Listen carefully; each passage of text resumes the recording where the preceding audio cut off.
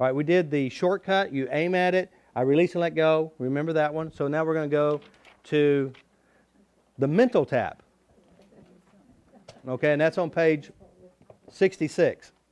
All right, now oftentimes you're going to be out in a public place. You're going to be in a position where doing this in front of the whole crowd may not look normal. May not look couth or acceptable.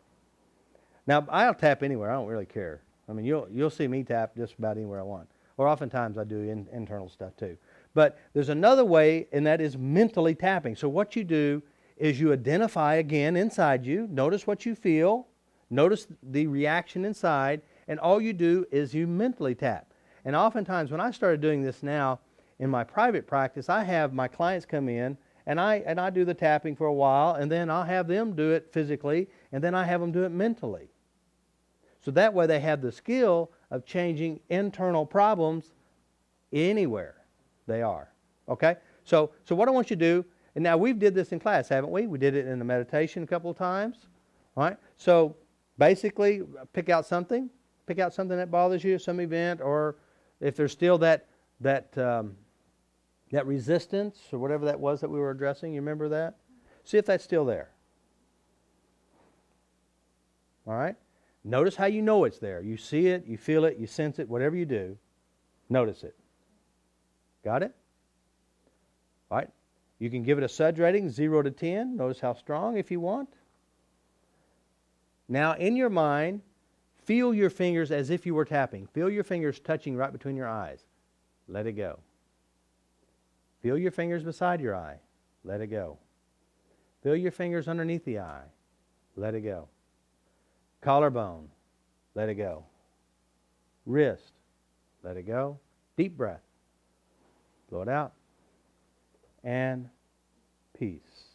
That's right. Now, go back and see if it's still there.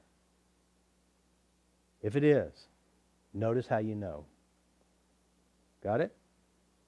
And let's do it again. In your mind, feel your fingers touching right between your eyes. Let it go. Beside your eye, let it go. Under the eye, let it go. Collarbone, that's right. Release and let it go. And grab your wrist in the mind. Peace. Very good. Mental tapping. There's a remote tapping, which basically, let's say, for example, Mark, and I'm thinking about Mark, and Mark's my brother, and I know Mark's going through a hard time, and so I'm thinking about Mark, and I'm associating what Mark could feel.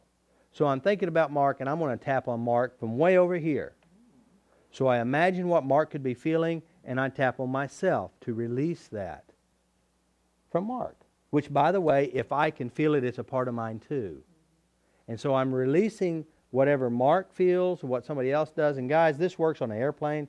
I'd see somebody restless over there, and in my mind I'm tapping on them, which is really myself, sending that positive energy, and all of a sudden they start to calm down. The restlessness disappears. You can do the same with children. You can touch yourself. Touch them. And it works. Because you're addressing the system that creates feelings. It's the one that creates the energy to produce it. It's all within you. It's your organs. It's your mind. It's your body working as one unit. Does that make sense? All right. And of course it works on animals. They have the same meridian system, basically. And you don't have to hit them. Gently touch them. They may want to bite you if you get too close. Whatever. And I've had many people say I've made a stray dog into a lap dog just by using the tapping. So it's very powerful. And you know, sometimes I can tap and you'll miss the spot and it still works. Mm-hmm. Because it's the power of intention. So it does work. It does help.